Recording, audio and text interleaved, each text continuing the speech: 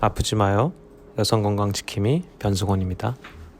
안녕하세요. 여성건강지킴이 변승원입니다. 이번에는 의학적인 내용이라기보다는 제가 환자분, 특히 여성 환자분을 어떻게 바라보고 치료하는지에 대한 저의 어떤 의학적 관점 혹은 철학적 관점, 그리고 진료에 대한 어떤 폴리시, 그 밖에 여성을 바라보는 인간적인 관점을 좀 말씀드리려고 합니다. 자, 우선 심부자국 내막증 만성 골반통을 환자들 많이 보면서 통증에 대한 거를 많이 제가 겪고 치료함으로써 많이 어떻게 변하는지를 보고 있습니다. 자, 최근에 어떤 일이 있었냐면은 자궁 근종을 치료하는 하나의 시술 방법인 자궁동맥 색전술이라는 방법을 통해서 치료를 했던 환자입니다. 이 환자는 수술 전에 제가 이미 색전술을 하시면은 진통을 겪는 것처럼 아프실 겁니다. 하지만 몇 시간 지나면 좋아질 거니까 크게 걱정 안 하셔도 됩니다 라고 했었던 분입니다. 이 환자뿐만 아니라 몇 명의 환자도 비슷한 경험을 했었는데, 저희는 색전술을 하고 나면은 마약성 진통제를 처방하고 있습니다. 마약성 진통제를 수액으로 들이면서 들어가는 농도를 조절함으로써 진통 효과를 나타내게끔 하는데, 이런 환자들, 특히 자궁동맥 색전술을 해서 자궁에서 올라온 통증을 겪는 환자들을 잘 지켜보면은 이상하게도 마약성 진통제가 안 듣는 경우가 있어요. 자, 근데 이론상 우리 몸에 있는 모든 통증은 마약성 진통제로 조절이 됩니다. 자, 무슨 말이냐? 심리학에서는 이렇게 얘기해요. 신체적 통증이 있고 정서적 통증이 있다. 제가 봤을 때는 자궁동맥 색전술로 인한 자궁의 허열로 인한 자궁에서 올라온 통증은 이 정서적 통증에 가깝습니다. 자, 이걸 어떻게 알 수 있냐면은 마약성 진통제로 조절되지 않는 환자들을 대상으로 저희가 시술할 때 쓰는 프리세덱스라고 하는 진정하 마취, 약간 각성 상태로 재워주는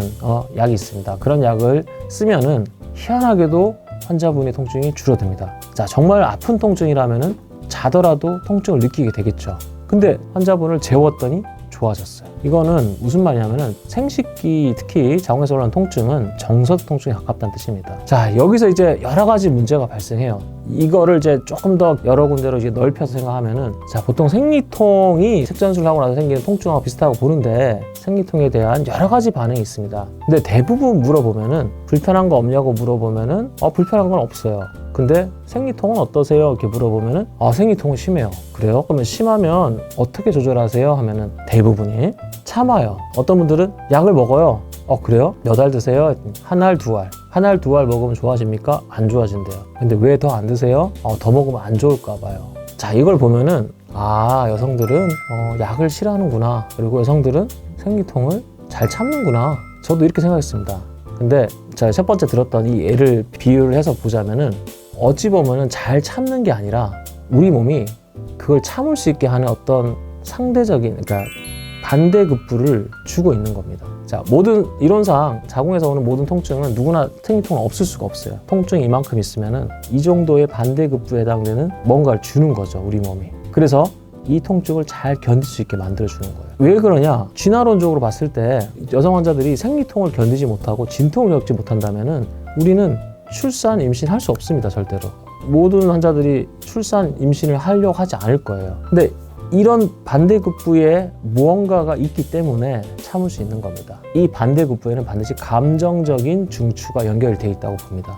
즉, 감정에 따라서 이 반대급부가 올라가고 내려가기도 할 수 있다는 거죠. 충분히 참을 수 있음에도 이 반대급부에 해당되는 이 영역이 감정에 의해서 떨어지면 통증을 느끼게 되고, 이게 올라가면은 못 느끼게 되는 거죠. 이런 것들을 잘 보면은 결국 여성의 생식기 쪽에서 올라오는 통증은 감정의 중추와 굉장히 관련이 있다는 것을 알 수 있습니다. 실제로 제가 쓰는 여러 가지 약들을 보면은 감정 중추를 컨트롤하는 부분에 쓰는 약을 썼을 때 굉장히 좋은 효과를 보이는 경우가 있습니다. 그러면 여성은 그냥 감정적인 동물인가요? 이렇게 물어볼 수 있죠, 그죠? 이거는 어찌 보면은 진화론적으로 봤을 때 생식과 번식이라는 이 기본적인 명제에 가장 합당하게 만들어진 하나의 원리인 것 같습니다. 즉, 여성이 여성으로서의 역할을 충분히 할 수 있게끔 하기 위한 하나의 조물주의 원리라고 해야 될까요? 저는 그렇게 여성 환자를 바라보고 있습니다. 그래서 이 환자들을 치료할 때 생식기에서 오는 통증은 단순히 구조적 문제와 그 신체적 통증에만 집중하면은 결국 이 정서적 통증을 컨트롤하지 못할 경우에 조절이 안 되는 경우가 굉장히 많습니다. 그래서 저는 항상 이 정서적 통증에 대한 포커스를 하고 이걸 지지할 수 있는, 혹은 너무 떨어졌으면 올려주고 너무 올라가있으면 내려가주는 이런 정서적 통증에 대한 치료를 같이 해야 된다고 생각하고 있습니다. 여성이 태어나서 사실 많은 부분의 역할을 많이 하고 있지만 실제로 진화론적으로 봤을 때 생존과 번식이라는 가장 두 원칙을 갖고 인간은 살아가고 있는데, 특히 여성은 이 두 가지가 깨지는 순간 엄청난 혼란을 느끼게 됩니다. 많은 어떤 정신적인 질환, 뭐 공황장애라든지 우울장애라든지 사실은 이 부분에 연결되어 있는 거죠. 그래서 어린 시절에 엄청난 성추행 혹은 성적인 학대를 받았을 경우에는 이 여성에게 여성성이라는 하나의 아이덴티티의 기둥을 무너지게 만들 수 있을 정도의 큰 충격을 줄 수 있다는 거죠. 그만큼 여성들이 이 자궁, 생식 기능을 생각하는 무의식적인 생각들이 하나의 생존의 큰 축을 이룰 정도다라는 거죠. 굉장히 큰 역할을 하고 있다는 겁니다. 그래서 수술할 때도 자궁 절제한다 그러면은 머릿속으로 이해가 돼도 앞에서는 울고 있는 환자들이 되게 많아요. 슬프잖아요. 슬퍼. 자신의 생존에 위협을 받는다고 생각하는 거예요. 그래서 자궁을 보존하고 싶어 하고 당장 생식하지는 않겠지만 생식할 수 있는 능력을 잃어버린다는 것 자체를 굉장히 큰 상실감을 느끼게 됩니다. 그런 거를 이해하고 환자분을 바라보게 되면은 충분히 이해가 됩니다. 통증 환자들을 보면서 어떨 때는 참 안타까울 때가 많아요. 여성 스스로도 이런 자신의 원리를 이해하고 무의식적인 흐름을 잘 이해하고 여성으로서의 삶을 꾸려나간다면은 조금 더 이성적인 판단을 할 수 있으며 조금 더 건강한 삶을 살 수 있지 않을까, 이렇게 생각하고 있습니다. 저는 자기와 이 변화를 일치시키는 과정을 매달 하고 있는데, 거꾸로 자신의 몸을 밖에서 자기를 바라본다는 생각으로 자기의 몸의 변화를 느끼고 이해한다면 건강한 생리를 겪을 수 있다고 생각합니다. 그래서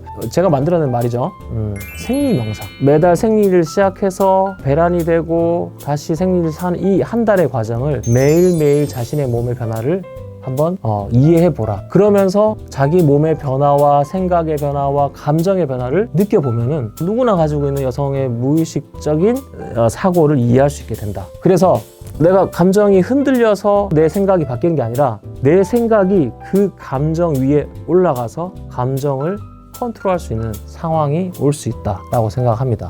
말을 좀 어렵게 했는데 간단하게 얘기해서 여성분들께서 나는 생리하기 전에는 맨날 이렇게 막 감정이 들쑥날쑥하고 막 맨날 뭐 남편이랑 싸우고 남자친구랑 싸우고, 그때만 되면은 왜 나를 괴롭혀, 왜 가만히 있는 나를 괴롭혀라고 하지만 상대방이 봤을 때는 여성분이 변한 거예요.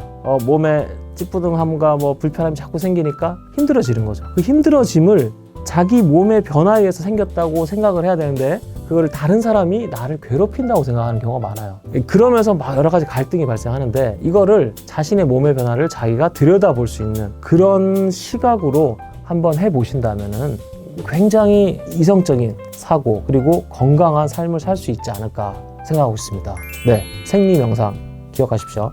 생리명상입니다. 아프지 마요. 여성건강지킴이 변승원입니다. 아프지 마요. 여성건강지킴이 변승원입니다.